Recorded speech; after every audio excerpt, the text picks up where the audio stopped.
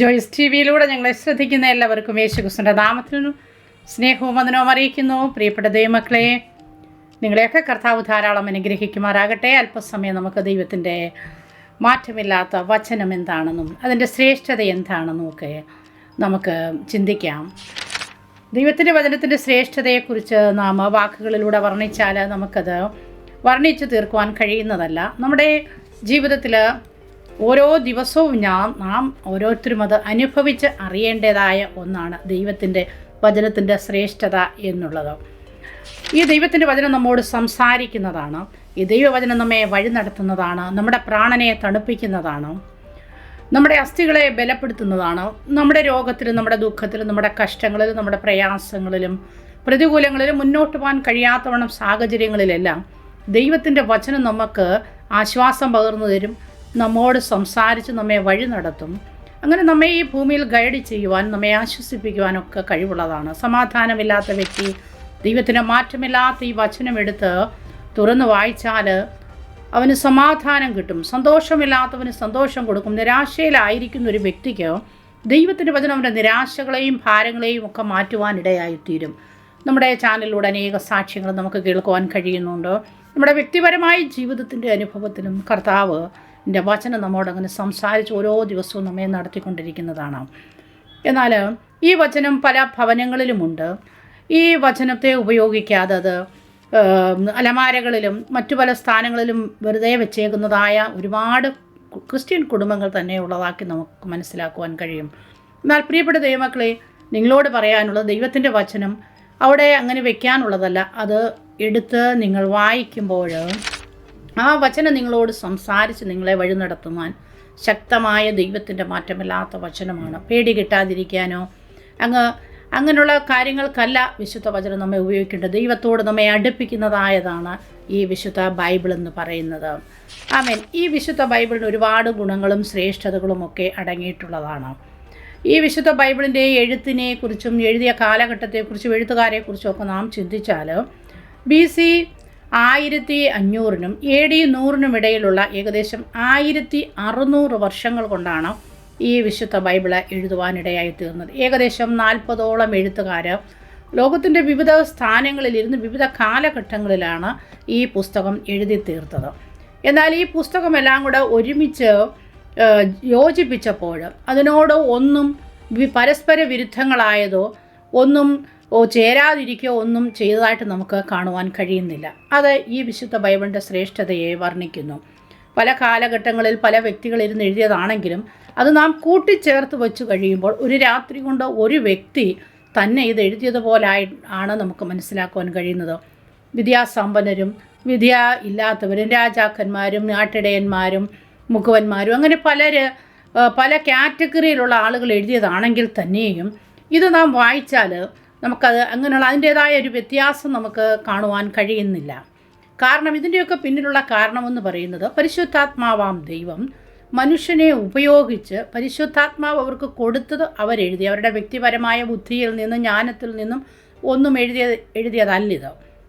അതുകൊണ്ടാണ് നമുക്ക് ഇതിനകത്ത് ഇതിൻ്റെ ശ്രേഷ്ഠത ബുദ്ധിയുള്ളവനും ബുദ്ധിയില്ലാത്തവനും ഒക്കെ എഴുതിയപ്പോഴും നമുക്കതിൻ്റെ ശ്രേഷ്ഠത ഒരുപോലെ നിലനിൽക്കുന്നതായിട്ട് മനസ്സിലാക്കുവാൻ കഴിയുന്നത്.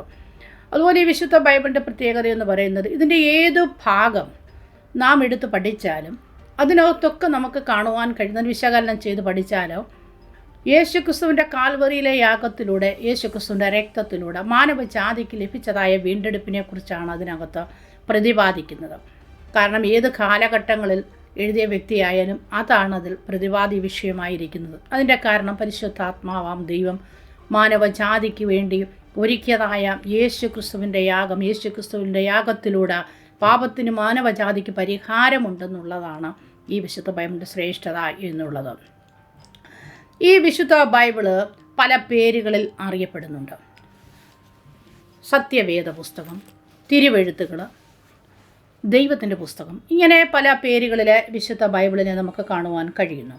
യെശയ്യാവിൻ്റെ പുസ്തകം 34-ാം അധ്യായത്തിൻ്റെ 16-ാം വാക്യം നാം വായിച്ചാൽ യഹോവയുടെ പുസ്തകത്തിൽ അന്വേഷിച്ച് വായിച്ചു നോക്കുവിൻ, അവയിലൊന്നും കാണാതിരിക്കുകയില്ല, ഒന്നിനും ഇണയില്ലാതിരിക്കുകയില്ല. അവൻ്റെ വായല്ലോ കൽപ്പിച്ചത്, അവൻ്റെ ആത്മാവത്രേ അവയെ കൂട്ടി വരുത്തിയത്. യഹോവയുടെ വായ കൽപ്പിച്ചതും യഹോവയുടെ ആത്മാവ് കൂട്ടിവരുത്തിയതുമായ കാര്യങ്ങളാണ് ഈ വിശുദ്ധ സത്യവേദ പുസ്തകത്തിൽ നമുക്ക് കാണുവാനായിട്ട് കഴിയുന്നത്. അതുപോലെ തന്നെ ഈ പുസ്തകം ഇതൊരു അധികാരത്തിൻ്റെ പുസ്തകമാണ്.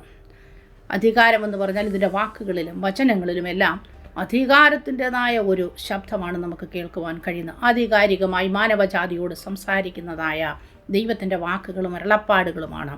അതിൽ പ്രത്യേകമാവുന്ന ചില വേടുകൾ നാം എടുത്തു പഠിച്ചാൽ, യഹോവ ഇപ്രകാരം അരുളി ചെയ്യുന്നു, യഹോവ കൽപ്പിച്ചു, യഹോവയുടെ അരുളപ്പാട് എനിക്കുണ്ടായത് എന്തെന്നാൽ, അങ്ങനെ ആധികാരികമാകുന്ന ചില വാക്കുകൾ. കാരണം അതിശക്തമായി ദൈവം മനുഷ്യനോട് സംസാരിക്കുന്നതായ കാര്യങ്ങളാണ് വിശുദ്ധ ബൈബിളിൽ നമുക്ക് കാണുവാൻ കഴിയുന്നത്. ഇത് മാനുഷികമാകുന്ന പ്രേരണയിൽ എഴുതിയതല്ലല്ലോ. പരിശുദ്ധാത്മാവാം ദൈവം മനുഷ്യനോട് ആധികാരികമായി സംസാരിക്കുന്നതാണ്. പുതിയ നിയമത്തിലേക്ക് നാം കടന്നു വന്നാൽ കർത്താവായ യേശു ക്രിസ്തു പറഞ്ഞു, ഞാൻ തന്നെ വഴിയും സത്യവും ജീവനുമാകുന്നു, എന്നിലൂടെ അല്ലാതെ ആരും പിതാവിൻ്റെ അടുത്തേക്ക് കടന്നു പോകുന്നില്ല. അതുപോലെ നിങ്ങൾ സകല സൃഷ്ടിയോടും സുവിശേഷം അറിയിച്ച് സകലരെയും ശിഷ്യരാക്കിക്കൊള്ളുവിൻ. കർത്താവിൻ്റെ കൽപ്പനകളാണ്, കർത്താവിൻ്റെ ആജ്ഞയാണ്. കർത്താവ് വളരെ ധൈര്യത്തോടും ഉറപ്പോടും പറഞ്ഞാണ്, ഞാൻ തന്നെ വഴിയും സത്യവും ജീവനുമാകുന്നു. പിതാവായ ദൈവത്തിൻ്റെ അടുത്തേക്ക് കടന്നു പോകുവാൻ യേശു ക്രിസ്തു മാത്രമേ ദൈവമുള്ള നസന്നിധ്യം പ്രഖ്യാപിക്കുന്നതായിട്ടാണ് നമുക്ക് കാണുവാനായിട്ട് കഴിയുന്നത്. അതുപോലെ ഇതൊരു നല്ല അറിവും ജ്ഞാനവും പകർന്നു തരുന്നതായ ഒരു പുസ്തകമാണ്. മനുഷ്യൻ്റെ ബഹുഗുണങ്ങളിൽ ഒന്നാണ്. ഒരുപാട് ഗുണഗണങ്ങൾ അടങ്ങിയ വ്യക്തികളാണല്ലോ മനുഷ്യർ. അതിലൊരു ഗുണമാണല്ലോ അറിയാനുള്ളതായ ആഗ്രഹം. പല കാര്യങ്ങളും നമുക്ക് അറിയാനുള്ള കാര്യങ്ങൾ കുറിച്ചുള്ള അറിയണം. എങ്ങനെ ആണ് അടുത്ത സമയത്തെക്കുറിച്ച് ഉള്ളത്, നമ്മുടെ ഭാവി എങ്ങനെ ആയിത്തീരും, അങ്ങനെ പല കാര്യങ്ങളെക്കുറിച്ചും അറിയാനുള്ളതായ ആഗ്രഹം മനുഷ്യനുണ്ട്. ഈ ഭൂമിയുടെ ഉത്ഭവസ്ഥാനം എവിടെ, ഇത് എവിടെ അവസാനിക്കും, മനുഷ്യൻ ജനിച്ച് ഇനി മരിക്കുമ്പോൾ മനുഷ്യൻ്റെ മരണാനന്തരമുള്ള ജീവിതം എങ്ങനെയാണ്, ഇതൊക്കെ ഈ ഭൂമി എങ്ങനെ പര്യവസാനിക്കും, സ്വർഗമുണ്ടോ നരകമുണ്ടോ, മരണശേഷം എവിടെയായിരിക്കും, ഇങ്ങനെയുള്ള ഒരുപാട് ചോദ്യങ്ങൾ മനുഷ്യനെ അലട്ടിക്കൊണ്ടിരിക്കുകയാണ്. അതിൻ്റെയൊക്കെ മനുഷ്യൻ ഇന്ന് ശാസ്ത്രം അതൊക്കെ കണ്ടുപിടിക്കാൻ വേണ്ടി ശ്രമിച്ചുകൊണ്ടിരിക്കുകയാണ്. മനുഷ്യന് ആത്മാവുണ്ടോ എന്നൊക്കെ കഴിഞ്ഞ നാളുകളിൽ ഇങ്ങനെ കാണുവാൻ കഴിയുന്നു. മനുഷ്യൻ ആത്മാവുണ്ടെന്ന് കണ്ടുപിടിച്ചു.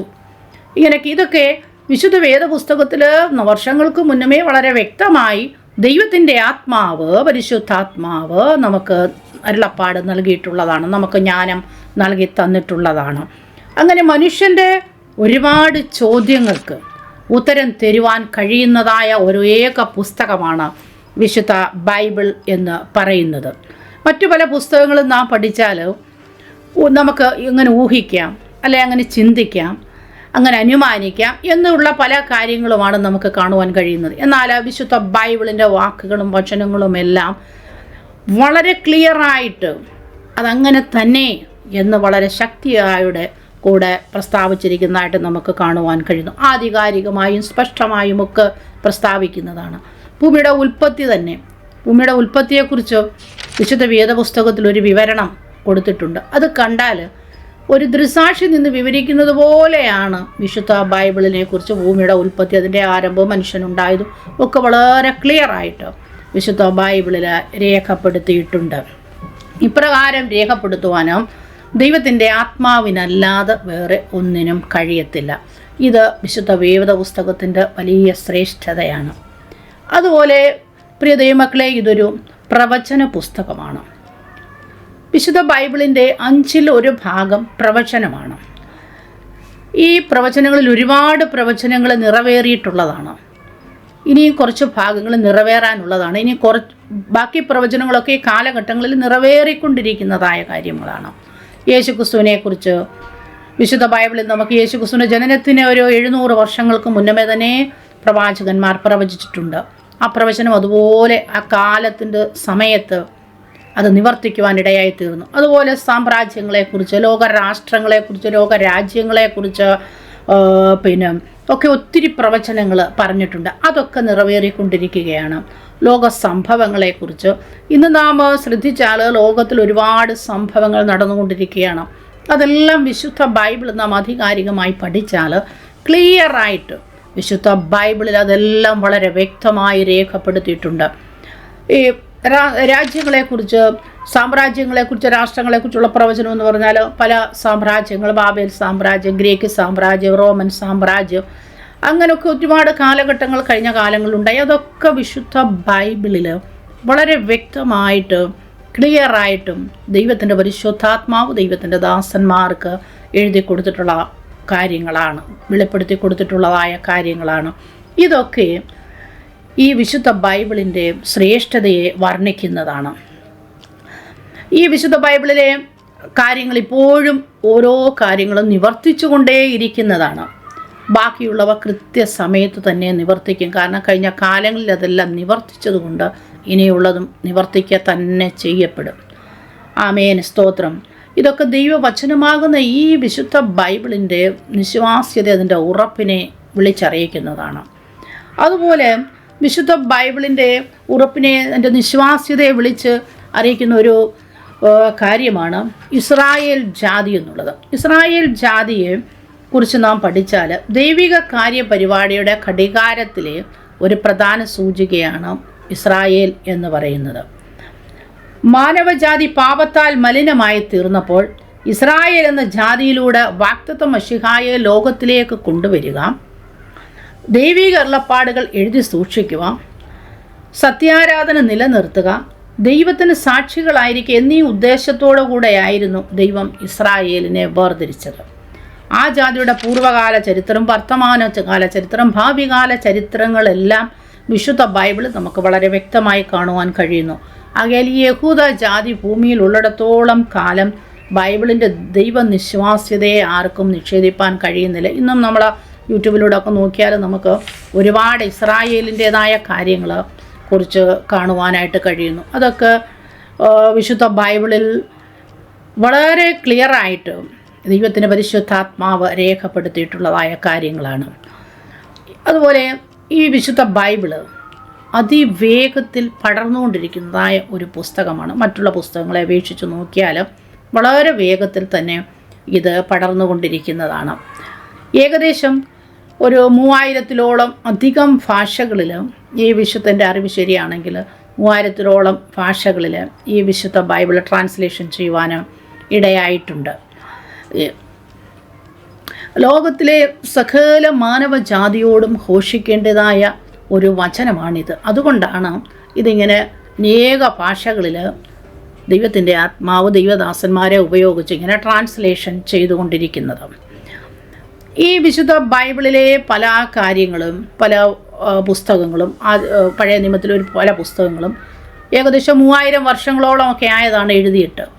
എന്നാൽ ഇന്നും ശാസ്ത്രവും ഒക്കെ ഒരുപാട് വളർന്നിട്ടുണ്ടെങ്കിലും ആ വിശുദ്ധ വേദപുസ്തകത്തിൽ അന്ന് എഴുതി വെച്ചതായ കാര്യങ്ങൾ ഇന്നും അതുപോലെ തന്നെ നിറവേറിക്കൊണ്ടിരിക്കുകയാണ്, അതുപോലെ തന്നെ നിലനിൽക്കുന്നതുമാണ്. ശാസ്ത്രം പുരോഗമിച്ചപ്പോൾ ഈ പുസ്തകത്തിൻ്റെ കാര്യങ്ങൾ തെറ്റാണെന്നൊന്നും തെളിയിക്കുവാനോ ആർക്കും കഴിഞ്ഞിട്ടില്ല. അത് ഈ വിശുദ്ധ വേദപുസ്തകത്തിൻ്റെ ശ്രേഷ്ഠതയെ വിളിച്ചറിയിക്കുന്ന ഒന്നാണ്. അതുപോലെ ഇത് മനുഷ്യ ജീവിതത്തിൽ വലിയ പരിവർത്തനം വരുത്തുവാൻ കഴിയുന്നതായ ഒരു പുസ്തകമാണ് വിശുദ്ധ ബൈബിൾ എന്ന് പറയുന്നത്. ക്രൂരന്മാരെ, കൊലപാതകികളെയൊക്കെ ദൈവത്തിൻ്റെ സ്നേഹത്തിലേക്ക് അടുപ്പിച്ചിട്ട് അവരെ പുതിയ മനുഷ്യരാക്കി തീർക്കുവാൻ, നരപൂജികളെ നരസ്നേഹികളാക്കി തീർക്കുവാനോ, മദ്യപാനികളെ അതൊക്കെ ഉപേക്ഷിച്ച് ചീത്ത സ്വഭാവങ്ങളിലൂടെ, അഴുക്ക് സ്വഭാവങ്ങളിലൂടെ ഒക്കെ നടക്കുന്ന, മറ്റുള്ളവർക്ക് യാതൊരു പ്രയോജനമില്ലാതെ ദേശത്തിനും ഭവനങ്ങൾക്കും ലോകത്തിന് തന്നെ തലവേദനയായിരുന്ന വ്യക്തികളൊക്കെ യേശുക്രിസ്തുവിൻ്റെ സുവിശേഷം, ഈ വചനം കേട്ട് ദൈവപാദപീഠത്തിൽ തങ്ങളെ തന്നെ സമർപ്പിച്ച് നല്ല പുതിയ മനുഷ്യരായി അനേകർക്ക് പ്രയോജനപ്പെടുന്നതും ഉപകാരപ്രദവുമുള്ള മനുഷ്യരാക്കി ദൈവം അവരെ മാറ്റിമറിച്ചതായിട്ട് വിശുദ്ധ വേദപുസ്തകത്തിൽ ൻ്റേതായ കാര്യങ്ങൾ അവരെ മാറ്റിമറിച്ചതായിട്ട് നമുക്ക് അറിയുവാൻ കഴിയുന്നുണ്ട്. അങ്ങനെ നമ്മുടെ ചാനലിൽ തന്നെ ഒരുപാട് പേര് കടന്നു വന്ന് അങ്ങനെ സാക്ഷ്യങ്ങൾ പറയുന്നുണ്ട്. അങ്ങനെയാണ് കൂടുതൽ മനുഷ്യരും ദൈവസന്നിധിയിലേക്ക് കടന്നു വന്നവരുടെ പഴയകാല സ്വഭാവങ്ങളൊക്കെ അങ്ങനെ ലോകത്തിനും മറ്റുള്ളവർക്കും തലവേദനയായിരുന്നവരെയൊക്കെ ദൈവത്തിൻ്റെ ഈ വചനം മാറ്റിമറിച്ച് വളരെ നല്ല മനുഷ്യരാക്കി തീർത്തതായിട്ട് നമുക്ക് മനസ്സിലാക്കുവാൻ കഴിയും. ഇതങ്ങനെ മനുഷ്യനിൽ വലിയ മാറ്റത്തെ, രൂപാന്തരത്തെ ഉളവാക്കി കൊടുക്കുവാൻ കഴിയുന്നതാണ്. ഈ കഴിഞ്ഞ നാളുകളിൽ നമ്മുടെ ചാനലിൽ ഒരു ദൈവത്തിൻ്റെ ദാസൻ കടന്നു വന്ന് പറഞ്ഞു, ആ ദൈവത്തിൻ്റെ ദാസൻ കടന്നു ചെന്ന ആദിവാസി മേഖലകളിൽ അവിടെയുള്ള ജനം വളരെ മദ്യത്തിനും മയക്കുമരുന്നിനും അടിമകളായിട്ട് ഒരുപാട് പാപപ്രവർത്തികൾ ചെയ്ത് എന്ത് ചെയ്യണമെന്നറിയാതെ എന്ത് പ്രവർത്തിക്കണമെന്നറിയാതെ യാതൊരു വെളിച്ചവുമില്ലാതെ തമ്മിൽ വളരെ ക്രൂരതയും അഴുക്കലും ആയി ജീവിച്ചിരുന്ന കാലഘട്ടത്തിൽ ആ ദൈവത്തിൻ്റെ ദാസൻ അവിടെ ദൈവത്തിൻ്റെ വചനം അവരുടെ ലിപികളിൽ എഴുതി കൊടുക്കുവാനിടയെത്തുന്നു. അവർക്ക് ആക്ച്വലി ഒരു ലിപി ഉണ്ടായിരുന്നതല്ല, സംസാര ഭാഷ ലിപിയാക്കിയിട്ട് ആ ജനത്തിന് ആദ്യമായിട്ടൊരു പുസ്തകം എഴുതി കൊടുത്തു, വിശുദ്ധ ബൈബിള്. അത് വായിച്ചിട്ട് ആ ദേശത്തിന് തന്നെ വലിയൊരു പരിവർത്തനം ഉണ്ടാകുവാനിടയായി തീർന്നു. അവരുടെ എല്ലാ രീതികൾക്കും വ്യത്യാസം വരുവാനിടയായി തീർന്നു. കാരണം മനുഷ്യനെ മാറ്റിമറിക്കുന്ന ഒരു വലിയ പരിശുദ്ധാത്മാവിൻ്റെ ശക്തി വചനത്തിനകത്തുണ്ട്. അതാണ് ഈ വിശുദ്ധ ബൈബിളിൻ്റെ ഒരു ശ്രേഷ്ഠതയിൽ ഒന്നെന്ന് പറയുന്നത്. മനുഷ്യനെ മാറ്റിമറിക്കുവാൻ കഴിയും. ഹല്ലേലൂയ, സ്തോത്രം. ഇത്ര അനുഗ്രഹമായിട്ടുള്ള ഒരു ദൈവത്തിൻ്റെ മാറ്റമില്ലാത്ത വചനം നമ്മുടെ കൈകളിൽ എത്തിയതിന് ദൈവത്തിന് നാം നന്ദി കരയറ്റണം. ഇത് നമ്മുടെ ഭവനങ്ങളിൽ ഇരിക്കുമ്പോൾ ഇത് വെറുതെ വെച്ചേക്കാതെ ഇത് നാം എടുത്ത് വായിക്കുവാൻ ഇടയായിത്തീരണം. ഹല്ലേലൂയ, സ്തോത്രം. അതുപോലെ ലോക ചരിത്രത്തിൽ ഇത്രയധികം വെല്ലുവിളികളെ നേരിട്ടിട്ടുള്ള ഒരു പുസ്തകം വേറെയില്ല. ഈ ദൈവത്തിൻ്റെ വചനം എഴുതിയ കാലഘട്ടങ്ങളിൽ, ഇതിൻ്റെ ആദ്യ കാലഘട്ടങ്ങളിൽ ദൈവത്തിൻ്റെ വചനത്തെ കൂട്ടിച്ചേർത്ത് അതൊരു ബൈബിളാക്കി തീർക്കിയ കാലഘട്ടങ്ങളിൽ ഒരുപാട് ഉപദ്രവങ്ങൾ ദൈവത്തിൻ്റെ ദാസന്മാർ സഹിക്കേണ്ടതായിട്ട് വന്നു. അവരുടെ ജീവൻ തന്നെ ബലിയർപ്പിക്കേണ്ടതായിട്ട് വന്നിട്ടുണ്ട്. നമുക്കറിയാം, നമ്മുടെ ഇന്ത്യയിൽ തന്നെ കടന്നു വന്ന് വില്യം കേറിയൊക്കെ ഒത്തിരി കഷ്ടങ്ങൾ അനുഭവിച്ച് ഇന്ത്യയിൽ കടന്നു വന്ന് ഇന്ത്യൻ ലാംഗ്വേജുകളിൽ ഈ ബൈബിൾ ട്രാൻസ്ലേഷൻ ചെയ്യുവാനിടയായിത്തീർന്നു. അതുകൊണ്ട് നമ്മുടെ ഈ ഇന്ത്യക്ക് തന്നെ വലിയ മാറ്റം, ആ എല്ലാവരും തള്ളിക്കളഞ്ഞ വ്യക്തി ജീവിതങ്ങൾക്ക് എങ്ങനെ ജീവിക്കണമെന്നറിയാത്ത മനുഷ്യന് ഉള്ളിലേക്ക് ദൈവത്തിൻ്റെ പ്രകാശമാകുന്ന ക്രിസ്തു കടന്നു വന്ന് ഇരുള് മാറി മനുഷ്യനെ മനുഷ്യനാക്കി തീർത്തു അനുഭവങ്ങളുണ്ട്. അന്ന് പഴയ കാലഘട്ടങ്ങളിൽ ഒരുപാട് ചക്രവർത്തിമാരും രാജാക്കന്മാരും വലിയ ജ്ഞാനികളുമൊക്കെ ഈ വിശുദ്ധ ബൈബിളിനെതിരായി നിന്നവരൊക്കെ പറഞ്ഞ് ഈ വിശുദ്ധ ബൈബിള് ഇനിയും ഭൂമിയിൽ കാണത്തില്ല, ഈ വിശുദ്ധ ബൈബിൾ വല്ല മ്യൂസിയത്തിലേ കാണത്തുള്ളൂ എന്ന് പറഞ്ഞ് അവരതിനെ എങ്ങനെ നശിപ്പിച്ചു. എന്നാൽ അങ്ങനെ പറഞ്ഞ വ്യക്തികളുടെ ഭവനങ്ങളും ഓഫീസുകളും ഒക്കെ വാങ്ങിച്ച് അതിനകത്ത് ലക്ഷക്കണക്കിന് ബൈബിളിൻ്റെ പ്രതികൾ അച്ചടിക്കുവാനോ ദൈവത്തിൻ്റെ പരിശുദ്ധാത്മാവ് സഹായിച്ചു. കാരണം ഇത് മാനുഷികമല്ല പ്രിയപ്പെട്ട ദൈവമക്കളെ, ഇത് ദൈവത്തിൻ്റെ ആത്മാവിനാൽ ദൈവം തന്നെ തൻ്റെ ദാസന്മാരിലൂടെ എഴുതിപ്പിച്ചതാണ്. പരിശുദ്ധാത്മാവാകും ദൈവം അവരിലൂടെ എഴുതിപ്പിച്ചതാണ്. അതുകൊണ്ട് ഇതിനെ നശിപ്പിച്ചു കളയുവാൻ ഈ ലോകത്തിലെ ഒരു ശക്തിക്കും സാധ്യമല്ല. ആമേൻ, ഹല്ലേലൂയ. പിന്നെ ഈ വേദപുസ്തകം അതിൽ തന്നെ തികവുള്ളതാണ്. അതിനോട് ഇനിയും കൂട്ടുകയോ കുറയ്ക്കുകയോ ഒന്നും ചെയ്യേണ്ടതായ കാര്യമില്ല. ഒരു മനുഷ്യന് ആവശ്യമുള്ളതെല്ലാം ദൈവത്തിൻ്റെ ആത്മാവ് ഇതിനകത്ത് കൊടുത്തിട്ടുണ്ട്. ഇനി നാം സ്പെഷ്യലായിട്ട് ഒന്നും ഇതിനകത്ത് ആഡ് ചെയ്യേണ്ടതായ കാര്യമില്ല. അതുപോലെ ഇത് പാരമ്പര്യത്തെക്കാൾ ശക്തിയുള്ളതാണ്. പല പാരമ്പര്യ നാമധേയ സഭകളും വിശുദ്ധ വേദപുസ്തകത്തിന് അധികം പ്രാധാന്യം കൊടുക്കാറില്ല. അവരുടേതായ മറ്റു പല പുസ്തകങ്ങളും ആണ് പ്രാധാന്യം കൊടുക്കാറുള്ളതും. എന്നാൽ അതുകൊണ്ട് ഒരുപാട് ക്രിസ്ത്യൻ ഭവനങ്ങളിലും വിശുദ്ധ ബൈബിളുണ്ട്. അതുകൊണ്ട് വായിക്കുകയോ ഒന്നും ചെയ്യാത്ത അനേകരുണ്ട്. എൻ്റെ പ്രിയപ്പെട്ട ദൈവമക്കളെ, നിങ്ങളോട് പറയുവാനുള്ളത്, നിങ്ങളുടെ ഭവനങ്ങളിൽ വിശുദ്ധ ബൈബിൾ ഉണ്ടെങ്കിൽ നിങ്ങൾ എടുത്ത് വായിക്കണം. അത് നിങ്ങളെ വഴി നടത്തുന്നതാണ്, നിങ്ങളോട് സംസാരിക്കുന്നതാണ്. ലോകത്തിൽ നിന്ന് അനേക ആത്മഹത്യകൾ, ലോകത്തിൽ മനുഷ്യൻ നിരാശരായിട്ട് എങ്ങനെ ജീവിക്കുമെന്നറിയാതെ, സ്വസ്ഥതയില്ലാതെ സമാധാനമില്ലാതെ ഓടി നടക്കുമ്പോഴും നിങ്ങളുടെ ഭവനങ്ങളിലുള്ളതായ വിശുദ്ധ ഗ്രന്ഥം, വിശുദ്ധ ബൈബിൾ നിങ്ങളെടുത്ത് വായിച്ചാൽ അത് നിങ്ങളോട് വളരെ വ്യക്തവും ക്ലിയറുമായിട്ട് സംസാരിക്കുവാനിടയായിത്തീരും. ഹൃദയം നുറുങ്ങിയിരിക്കുക യഹോവ സമീപസ്ഥൻ, മനസ്സ് തകർന്നവരവൻ രക്ഷിക്കും. ഹൃദയം നുറുങ്ങിയിരിക്കുന്നവരോട് ഈ വചനം, ജീവനുള്ള ഈ വചനം സംസാരിക്കുവാനോ ഇടയായിത്തീരും. ഹല്ലേലൂയ. അത് നിങ്ങളെ വഴി നടത്തും. എങ്ങോട്ട് പോകണമെന്നറിയാതെ, എന്ത് ചെയ്യണമെന്നറിയാതെ ആയിരിക്കുന്ന വ്യക്തി ജീവിതങ്ങൾ ദൈവത്തിൻ്റെ മാറ്റമില്ലാത്ത വചനം എടുത്ത് വായിച്ചാൽ അവരെ എങ്ങനെ യാത്ര ചെയ്യണമെന്ന് പരിശുദ്ധാത്മാവ് അവരെ പഠിപ്പിക്കുവാൻ ഇടയായിത്തീരും. ആമേൻ, ഹല്ലേലൂയ. അതുപോലെ പാപത്തിൽ നിന്ന് മനുഷ്യനെ വീണ്ടെടുക്കുവാൻ കഴിയുന്നതായ യേശു ക്രിസ്തുവിനെ കുറിച്ചൊരു വ്യക്തമായ പിക്ചർ, ഹല്ലേലൂയ, ഈ വിശുദ്ധ ബൈബിളിൽ നമുക്ക് കാണുവാൻ കഴിയുന്നു. ദൈവം തൻ്റെ പുത്രനായ ഹല്ലേലൂയ യേശു ക്രിസ്തുവിനെ ലോകത്തിലേക്ക് അയച്ചു. മറ്റൊരുത്തിനും രക്ഷയില്ല. നാം രക്ഷിക്കപ്പെടുവാൻ ആകാശത്തിൻ്റെ കീഴിൽ ഭൂമിയുടെ മേളിൽ ഒരേ ഒരു നാമമേ ഉള്ളൂ, അതാണ് യേശു ക്രിസ്തുവിൻ്റെ നാമം.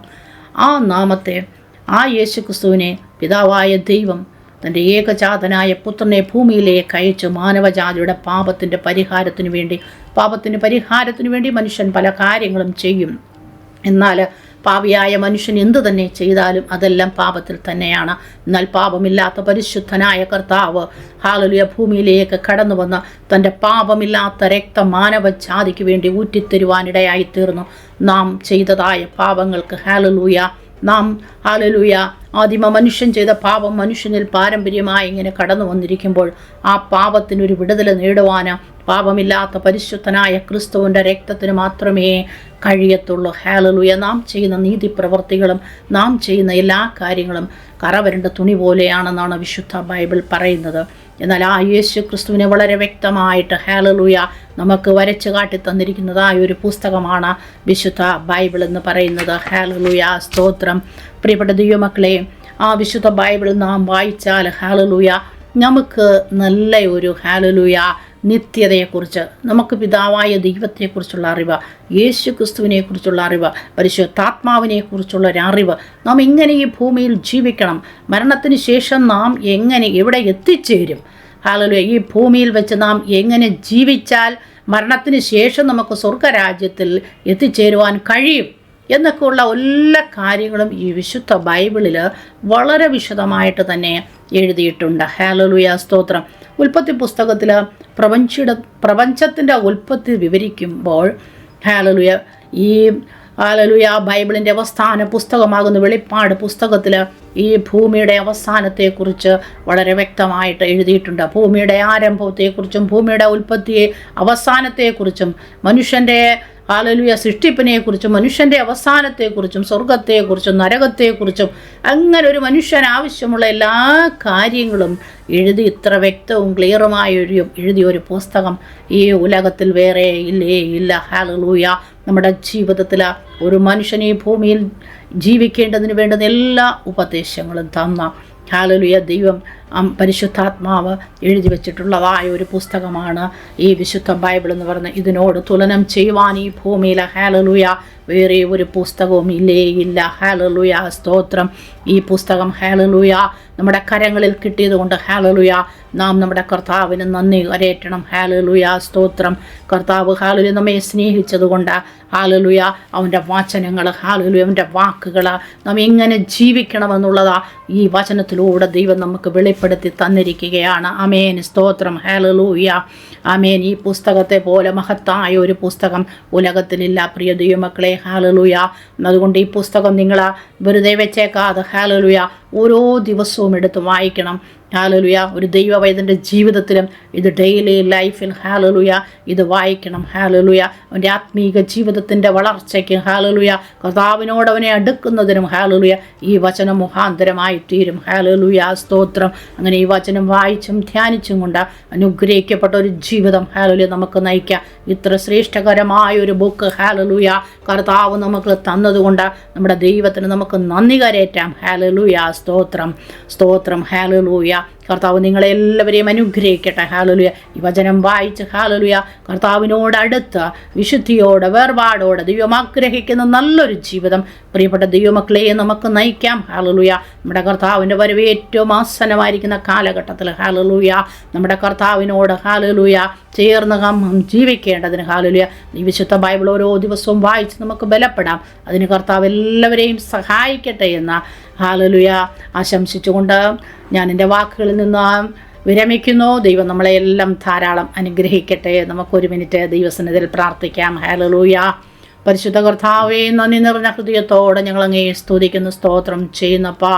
ഈ വചനം കേട്ട എല്ലാവർക്കായി സ്തോത്രം. നിൻ്റെ കുഞ്ഞുങ്ങളെല്ലാം ദൈവം അനുഗ്രഹിക്കണമേ കർത്താവേ. ദൈവത്തിന് മാറ്റമില്ലാത്ത വചനം ഒരു വായിക്കുവാനും അങ്ങയുടെ കൽപ്പനകളെ പ്രമാണിക്കുവാനും അങ്ങയുടെ വചനം അവരുടെ ഹൃദയത്തിൽ എഴുതുവാനും ഹല്ലേലൂയ കർത്താവ് അവരെല്ലാം സഹായിക്കണമേ. ദൈവം അവരോട് സംസാരിക്കണം. നിരാശയിൽ, ഭാരത്തിൽ, ദുഃഖത്തിൽ, വഴിയറിയാതെ ഹല്ലേലൂയ ആയിരിക്കുന്ന ജീവിതങ്ങളുണ്ടെങ്കിൽ അവരോട് ദൈവം സംസാരിക്കണമേ. രോഗത്തിലായിരിക്കുന്നവർക്കായി പ്രാർത്ഥിക്കുന്നു. ദൈവത്തിൻ്റെ വചനം ഉരുവിട്ട് പ്രാർത്ഥിക്കുവാനാ ആ വചനം അവരെ സൗഖ്യമാക്കുന്നതാണെന്ന് വിശ്വസിച്ചുകൊണ്ട് വചനത്തിൻ്റെ ശക്തി അവരുടെ ശരീരത്തിൽ ഏറ്റെടുക്കുവാൻ പരിശുദ്ധാത്മാവ് സഹായിക്കുമാറാകണമേ. അവിടെ കരങ്ങളിൽ ഞങ്ങളെ ഏൽപ്പിച്ച് പ്രാർത്ഥിക്കുന്നു യേശു ക്രിസ്തുവിൻ്റെ നാമത്തിൽ തന്നെ. ആമേൻ. ഹല്ലേലൂയ. പ്രിയപ്പെട്ട ദൈവമക്കളെ, നിങ്ങളെ എല്ലാവരും കർത്താവ് ധാരാളം അനുഗ്രഹിക്കുമാറാകട്ടെ. God bless you all.